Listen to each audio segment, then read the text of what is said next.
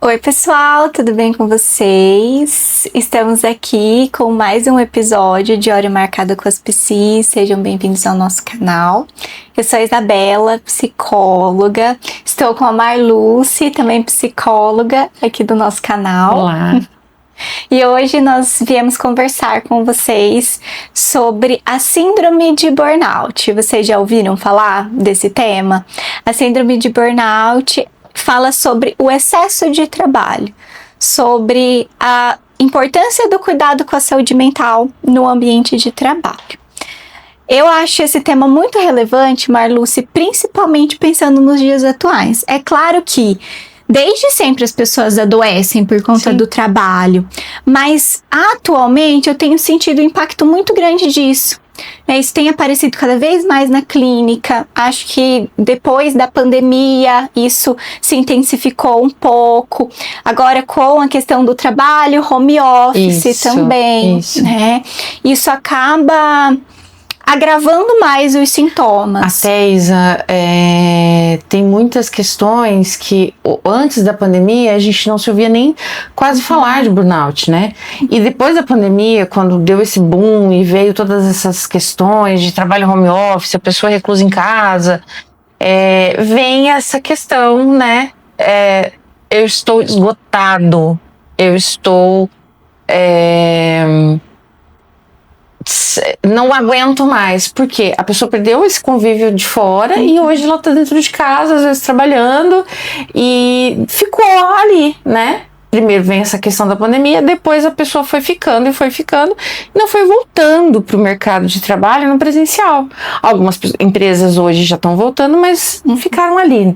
Então isso foi gerando vários sintomas, né? E várias situações.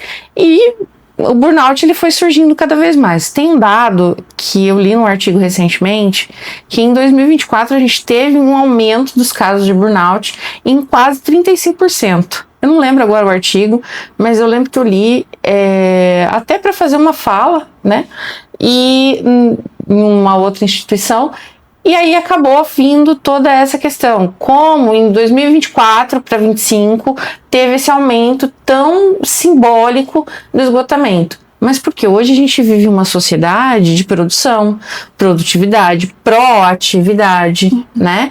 E a OMS ela reconhece o burnout hoje como uma das doenças do século XXI, que mais adoece em pessoas no mundo. Não só no Brasil, mas no mundo. Então, a gente está vivendo esse excesso de trabalho, esse excesso de esgotamento por falta de trabalho. E esse excesso, ele gera o quê? Ele vai gerar outras coisas, que é o famoso workaholic, né, Isa? Que até a gente vai falar um pouquinho disso sobre isso hoje. O workaholic, ele nasce justamente do burnout. Então, como que você está vendo isso hoje? Você tem recebido na tua clínica muitos casos de pessoas que estão com essa situação? Porque o burnout, ele parece que ele veio para despersonalizar um pouco o ser humano, né? Inclusive, dos principais sintomas, uma das características, assim, dos pilares da síndrome de burnout é a despersonalização da pessoa. Sim. Né? Porque ela vai deixando de ter vontade de fazer as coisas. Exatamente. Às vezes a gente confunde um pouco isso, né, Marluce? Eu gosto do meu trabalho. Tudo bem você gostar do seu trabalho, é importante a gente com certeza gostar do que a gente faz. Acho que fazer o que ama é importante, mas não deixar de ser quem nós somos por conta disso. Ou a gente se reduzir somente ao trabalho. Eu acho muito interessante que quando a gente vai conversar com alguém, a gente pergunta, quem que é você? Né? A gente sempre se apresenta primeiro com a nossa profissão, com o nosso trabalho. Né? Então quem que é a Marluce? A Marluce é psicóloga, né? Então tem isso da nossa profissão, do nosso trabalho fazer parte da nossa personalidade. Isso não é algo ruim, desde que tenha uma medida. Eu falei que tudo que é em excesso não é bom, não é saudável. Então tem que ter um equilíbrio, tem que ter também, né, um espaço para nossa vida pessoal, para além da nossa vida profissional, do nosso trabalho. Porque hoje o que eu percebo e vejo é que as pessoas, elas não têm mais uma identidade, né? Que nem eu já vi em alguns podcasts, as pessoas começam falando, eu sou, por exemplo, eu sou a Marluce, tenho cabelos escuros, né? Tenho sou mais fofinha, tô usando uma camiseta preta, brincos. Então a pessoa se descreve, porque isso também é uma forma de personalização, né? De estar falando da tua personalidade. E a pessoa, quando ela só olha pro trabalho, que ela só tá ali naquele momento do trabalho, ela não vê esse momento de personalização dela mesma. Não, eu sou fulano de tal. E tem muita gente que se apresenta já, eu sou fulano de tal da empresa tal. Ou sou o fulano da empresa tal. Então, assim, ele vira essa extensão da empresa. Ele vira essa extensão do próprio trabalho. O que não se torna saudável.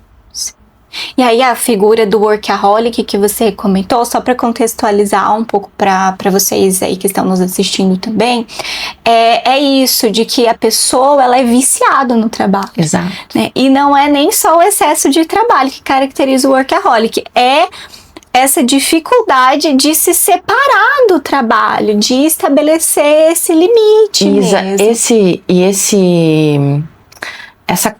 Essa despersonalização desse não ter limites, desse não colocar o limite, ela é mais profunda do que a gente imagina.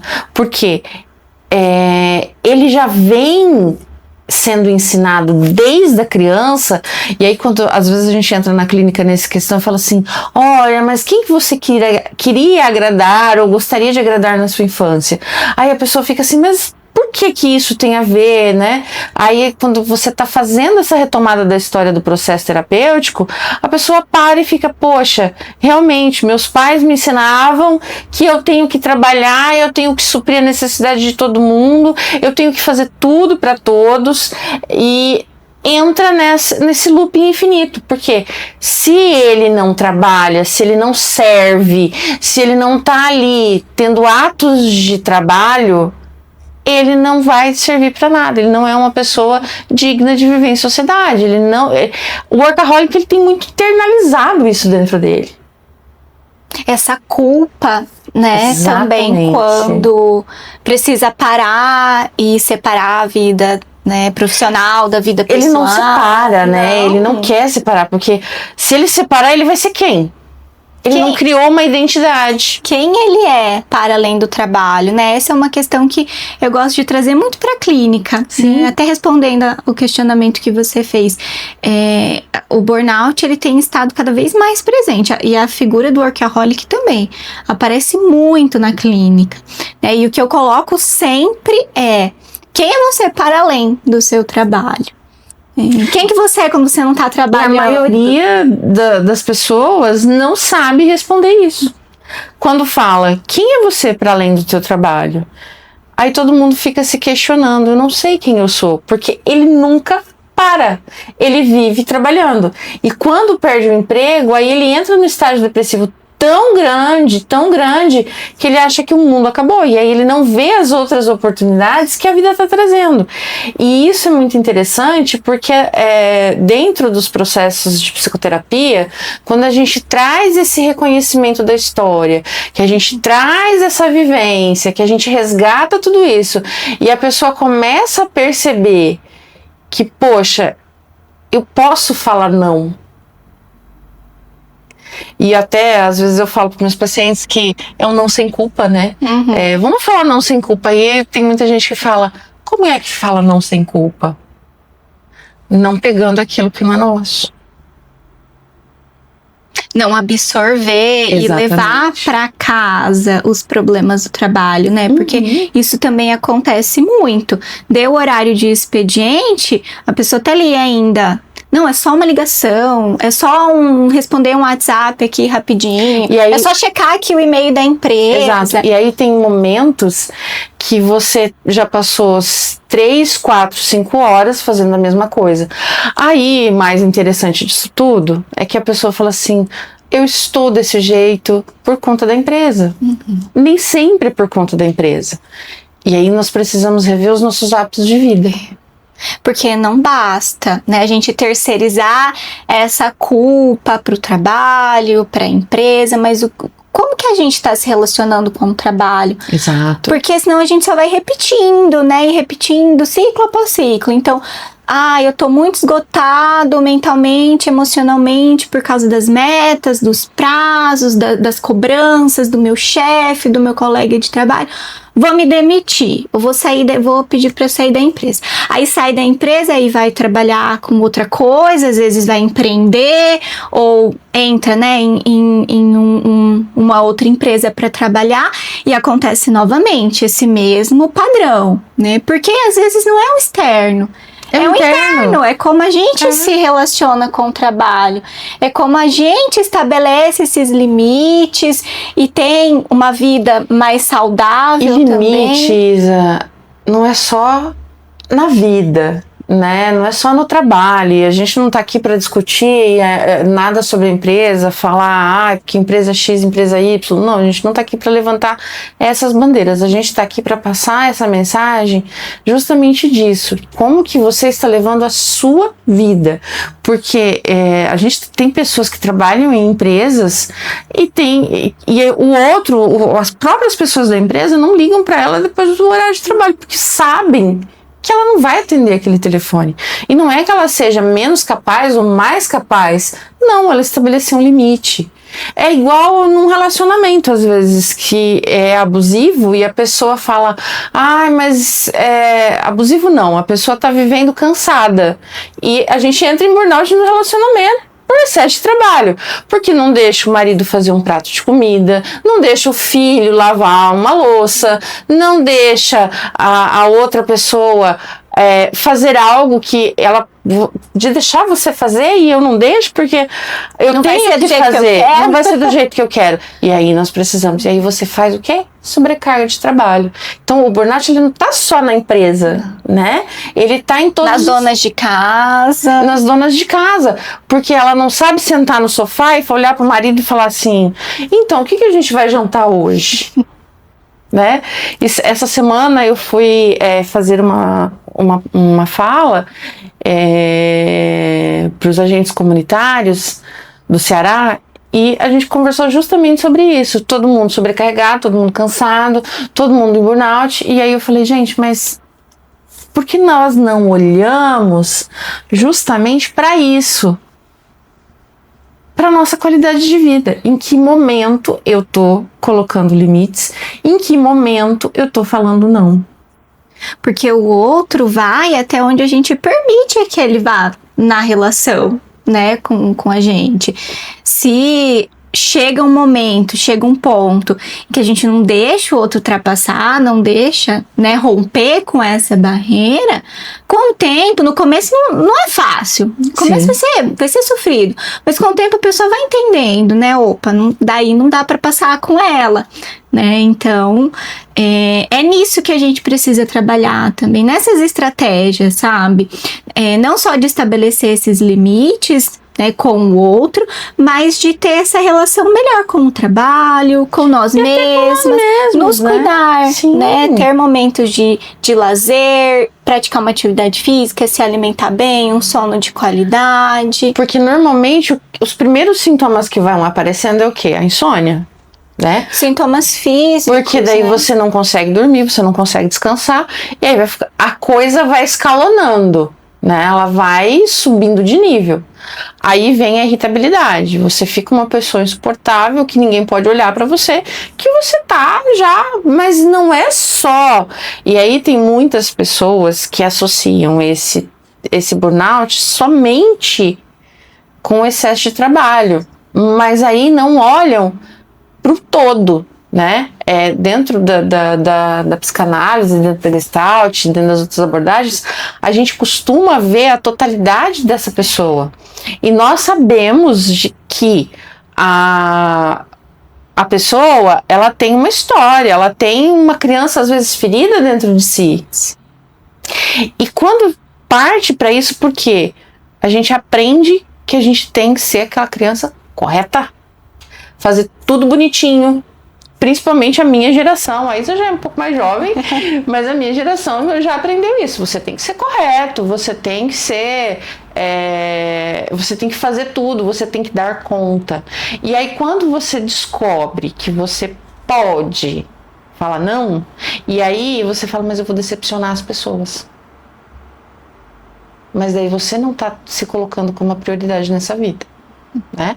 E aí é onde que você começa. Cansaço, irritabilidade, dificuldade de concentração, você não consegue se concentrar, você esquece das coisas, porque você está fazendo 75 tarefas ao mesmo tempo.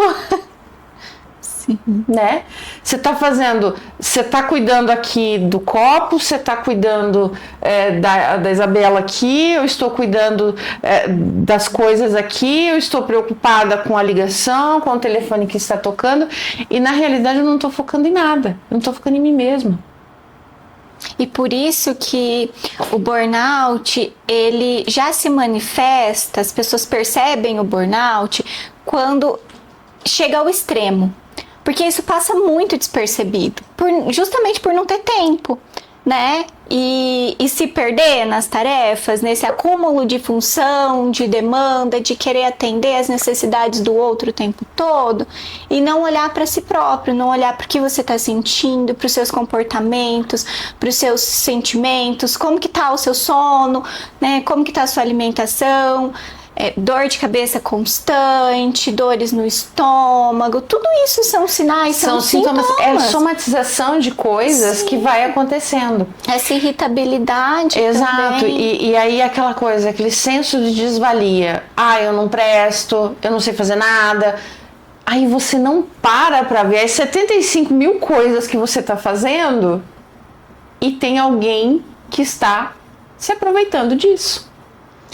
Porque uma vez eu nunca vou esquecer dessa fala de um professor nosso da faculdade, que ele falou o seguinte, o professor Paulo Risse.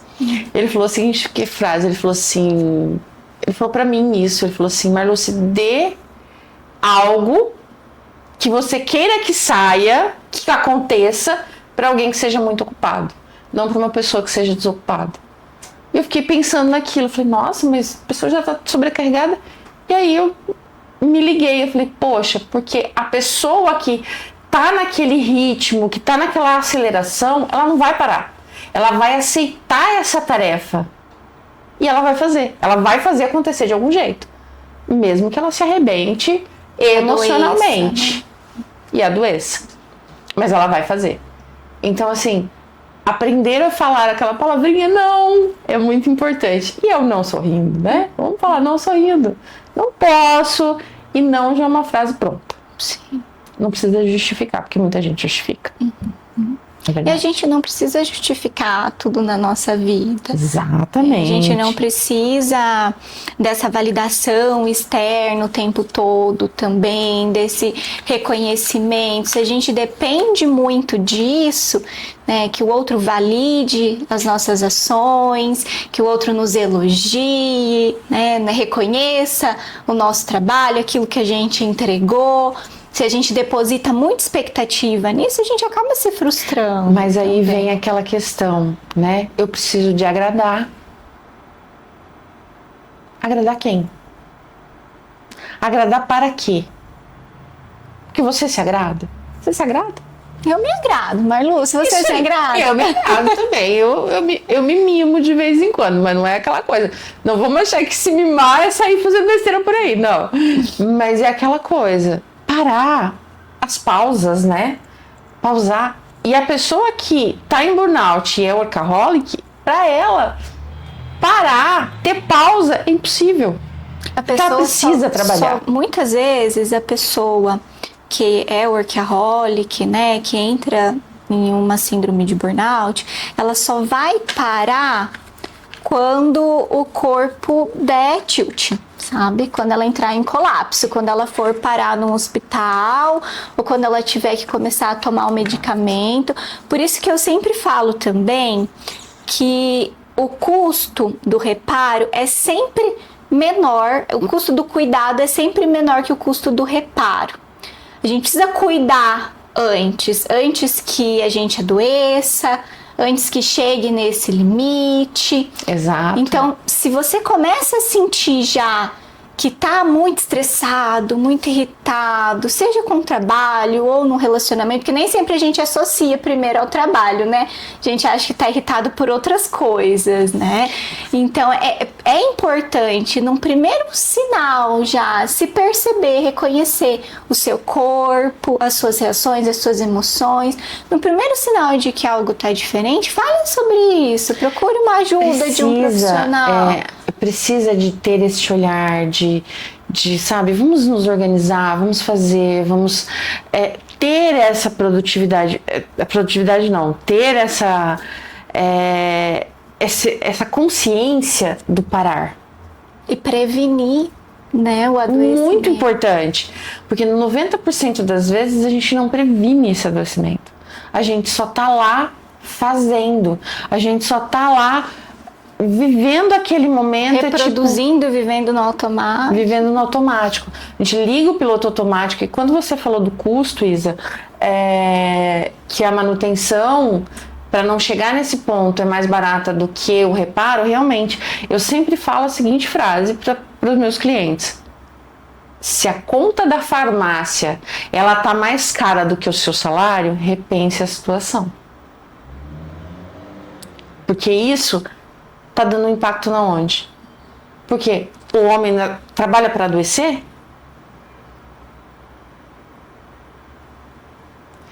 E essa é a questão. O homem vai trabalhar para adoecer até quando?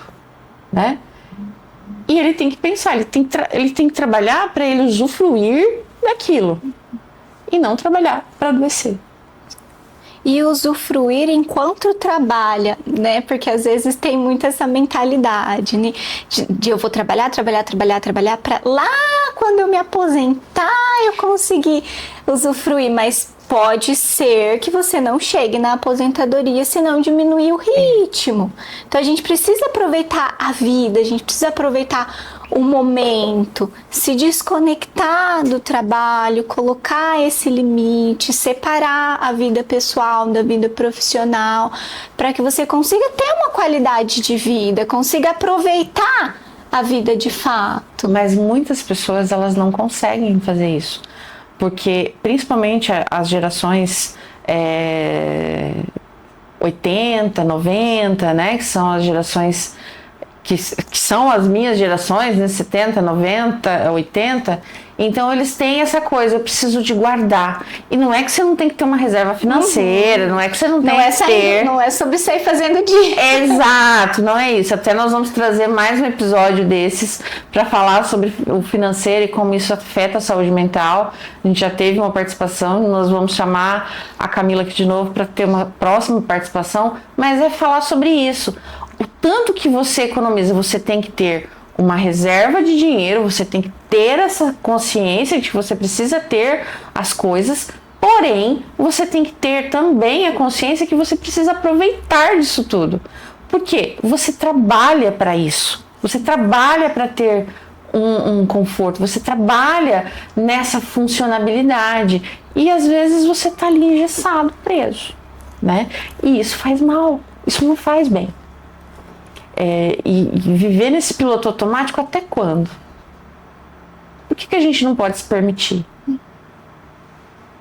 Então, vamos repensar um pouco mais. Sei que a gente hoje vive numa sociedade de produtividade, que a gente precisa produzir o tempo todo, é muito imediatismo, porque eu quero para ontem, gera uma ansiedade terrível. Mas nós precisamos desacelerar, é o momento de colocar o pé no freio e desacelerar. É viver também um pouco de nós, é viver um pouco a nossa vida, usufruir daquilo que a gente trabalha tanto. Perfeito, Marluce. Se fosse para você deixar um recado para as pessoas sobre esse tema, estratégias, né, para a gente utilizar na nossa vida para poder melhorar um pouco essa relação com o trabalho, o que você diria? Isa, eu acredito que eu deixaria a seguinte mensagem. Primeiro, trabalhar é importante, a gente precisa, né? Sem o trabalho, ele dignifica o homem realmente, mas nós precisamos também ver o que são as prioridades na nossa vida. em tudo, em todas as relações. Se o trabalho é a prioridade, ok, mas qual é o limite dessa prioridade? Porque a primeira prioridade na nossa vida tem que ser nós mesmos.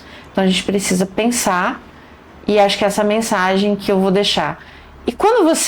E uma dica também que eu vou deixar, uma mensagem aí para todo mundo faz atividade física, faz a tua terapia, faz teu autoconhecimento, porque se você investe em você, você vai ter um retorno.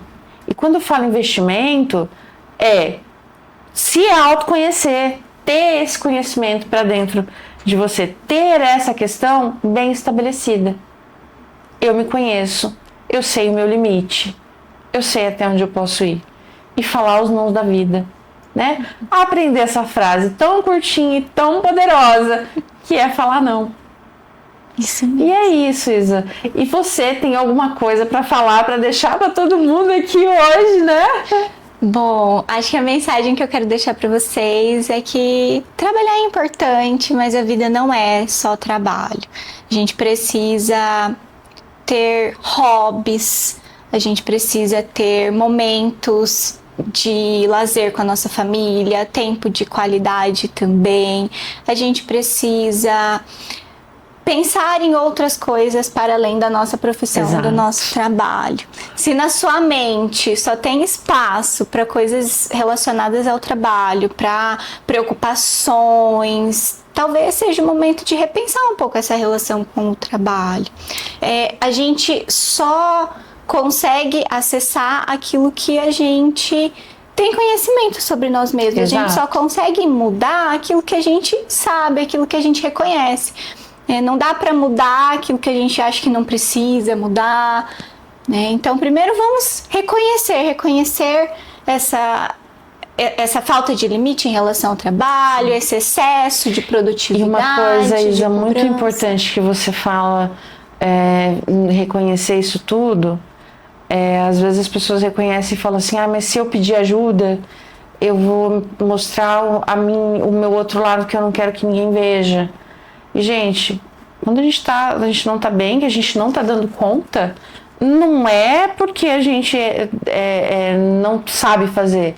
É justamente porque a gente precisa dessa ajuda. Então, aprender, acho que essa é a mensagem que é uma coisa muito importante, que me veio agora, né, no insight, o pedir ajuda.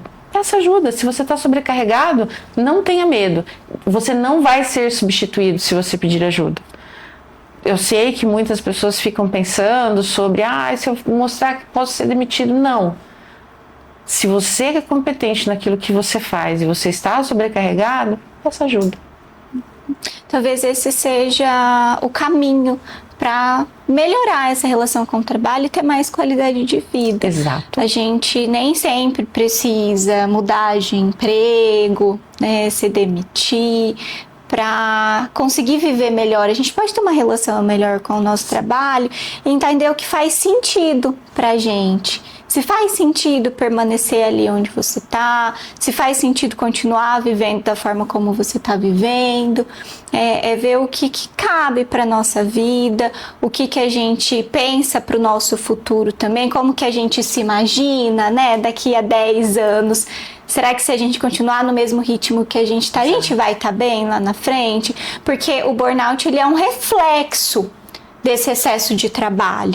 Às vezes não tá acontecendo agora, mas pode acontecer daqui a 10 anos. Então é por isso que é importante a gente se conhecer e reconhecendo os nossos limites, esses sinais, esses sintomas físicos, emocionais, né? E já antecipar, né? Já prevenir esse cuidado para que não chegue no adoecimento e você tenha que parar tudo para poder se cuidar. Não chegue naquele limite porque o corpo nos para.